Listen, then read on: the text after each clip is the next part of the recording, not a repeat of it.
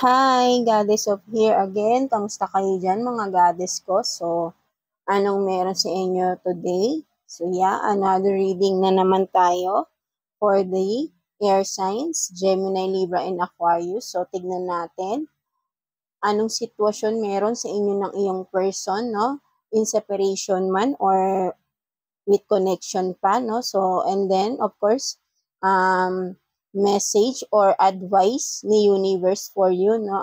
Air signs, no? So, yeah. Let's see anong meron sitwasyon sa inyo ng iyong person, no? Right now. So, kuha tayo dito ng 3 cards for you, air signs, no? Gemini, Libra, and Aquarius. So, yeah. Kuha tayo.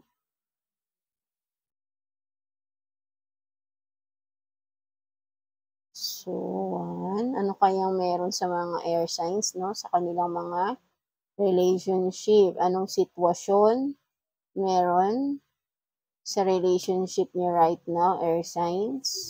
So, parang ayaw magpakuha ng mga cards niyo, air signs, ha? So, tignan natin.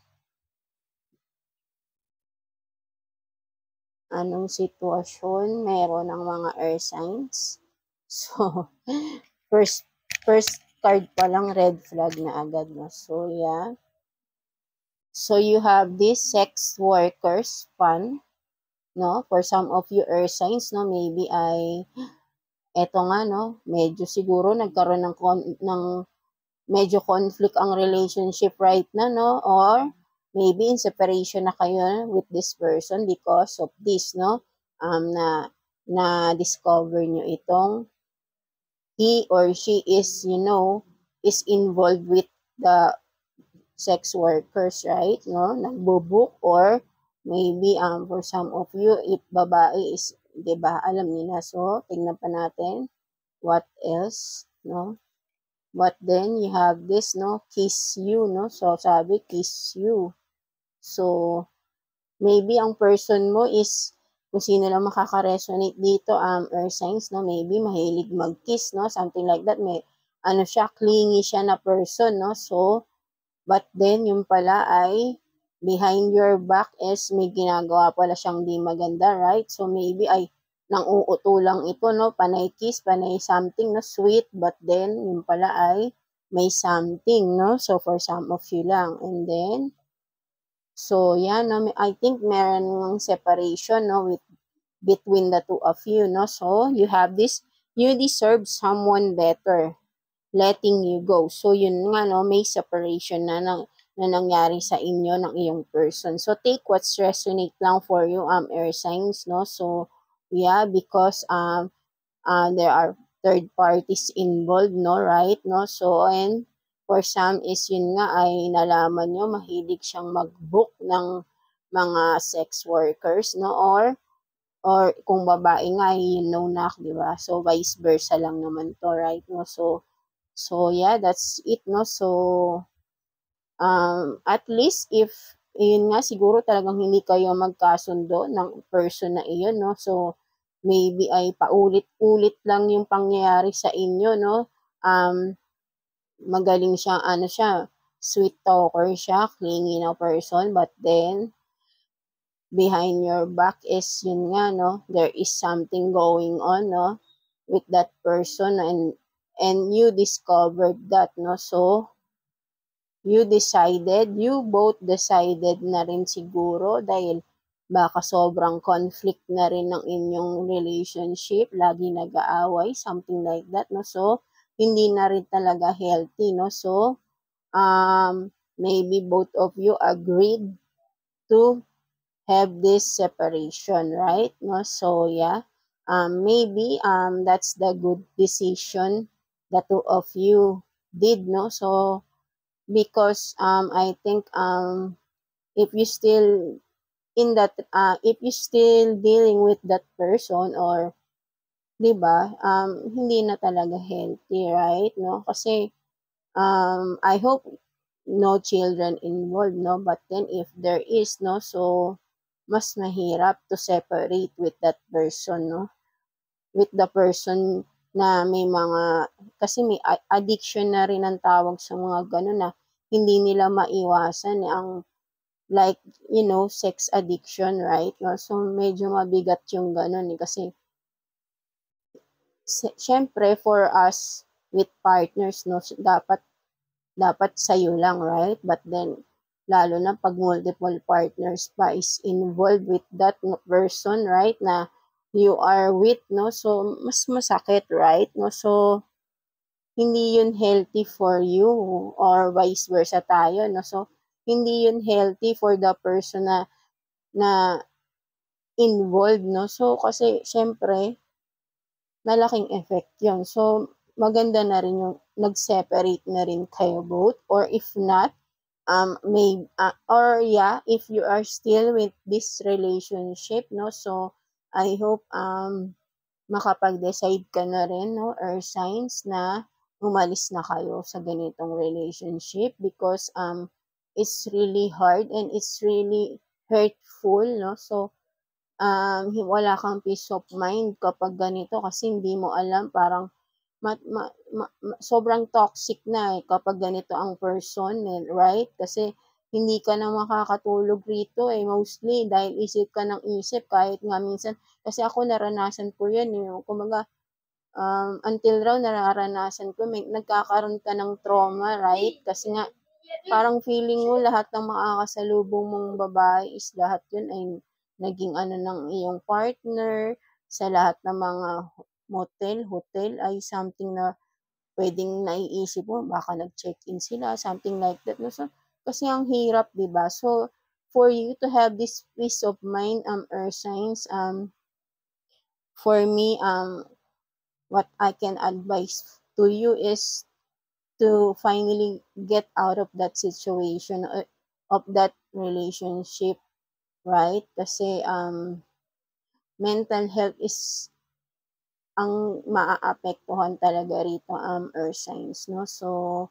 yeah, so I hope na wala naman talaga na may ganitong relationship, 'no, or even na kahit ano man 'yan, hindi man sex workers ang involved, but then if there is a third party situation with your relationship, hindi healthy 'yun, right? Because if you are with somebody, you are in a relationship that dapat dalawa lang kayo, hindi tatlo, hindi apat, or more, right? Because what's being in a relationship if you want to hook up with others, right?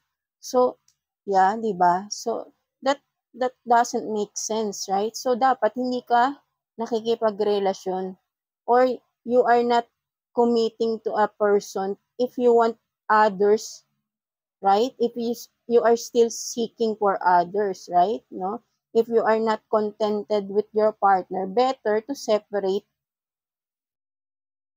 ASAP, right? Hindi yung patatagalin mo pa or hayaan mo lang yung relationship mo while you are hooking up with others, right? No? So yeah, 'di ba? Kasi makakasakit ka pa ng kapwa mo, right? So kung halimbawa ikaw or kung sino man sa inyo diyan na you are still seeking, you are not contented with your partner right now, whoever you are with, no? So maybe hindi mo siya mahal, right? So, better to separate with that person kaysa naman masaktan mo siya and then you are still, and you are with somebody else's, no? Hooking up with them, and then your partner is waiting for you in dun sa bahay nyo, no? Ikikiss mo siya with, after you done with the person's outsides, 'di ba? Outside the relationship. So, ang pangit naman, right? No? So yan, ayun lang yung masasabi ko rito, no, earth signs, no, medyo napahaba yung ating, um, because, syempre, masakit kasi talaga, right? No? So, yeah, tignan naman natin anong message for you ni universe, earth signs, no? So, tignan natin anong message or advice for you ni universe, no? So, kuha tayo ng two cards for here, no? Two, two, two cards for you, earth signs, right? No? So, hindi na natin kukunin to kasi nakaano to eh. Hindi na, so kuha tayo dito ng two cards for you. ano kayang message or advice for you, no? Ni universe, maybe may kinalaman dun sa iyong situation with your person, right? Or pwede rin namang sa whatever, sa iyong career, maybe, no? Or immediate family, no? So, tignan natin, anong message for you or advice. So, you have this lady with a, ano to, what is this? With a bush, ego, or ancient wisdom, no? So, tingnan muna natin what else. And also, candy cane angel, or it's time for a treat, no? So, for some of you, air signs, no? Gemini, Libra, and Aquarius. So, with this, it's time for a treat, no? So, for some of you, kasi nga, kung makikita mo ay, di ba, you are so depressed right now, no? For some of you, maybe, ang ina-advise sa'yo dito ni universe ng ating God is, take some rest. Take some time for yourself, treat yourself, maybe lumabas ka, have vacation na on your own, no? Time to connect with yourself, no? So, kasi nga, may pinagdadaanan ka right now, no? So, maybe it's time for you to go out, no? Just for a while, no? Ikaw lang mag-isa kung saan mo gustong pumunta. If Siyempre, kung may budget tayo, why not, di ba? Punta tayo sa somewhere else na maybe walang nakakilala sa atin, right? No? So, pwede tayong mag-adventure, no? Something like that, para naman makalm mo naman yung sarili mo to ease the pain, no? For a while. And then, makapag-isip-isip ka ng mas maayos, no? For being alone, no? So, yeah, maybe you need time for yourself alone, no? Alone time, no? So, ayun ang sinasabi sa iyo ni universe. And with the other card is with the ancient wisdom, no? So, with this, earth signs, no? So, maybe, kumbaga, alamin mo sa sarili mo, ano yung mas magpapabuti sa'yo, no? With the ancient is wisdom is it is kumbaga the universe is wants you to have this courage sa iyong sarili, no? Na to have wisdom in yourself, no? Maybe parang kasi you are very down, no? At this moment, no? You are desperate, you are having this depression, anxiety, right? No? So, medyo negativity talaga yung pumapasok sa'yo right now. But with this ancient wisdom, I think is, you must, be optimistic, no? So, kahit na alam mo sa sarili mong medyo masakit, mabigat yung pinagdadaanan mo right now, be optimistic lang, be positive, no? So, maybe magbasa-basa ka ng mga libro, something like that. Ako, ang mas nakaka-relieve sa akin sometimes, lalo na kasi ngayon, medyo siyempre may edad na rin tayo, hindi ko na siya nagagawa, but then, before, alam niyo mga air signs, ang nakaka-relieve sa akin, even though na hindi naman tungkol sa heartache kasi yung mga problems ko, that maybe dahil nung bata pa ako, until nung mag-college ako, kasi more on studies lang din talaga ako, medyo focused before kasi ganun.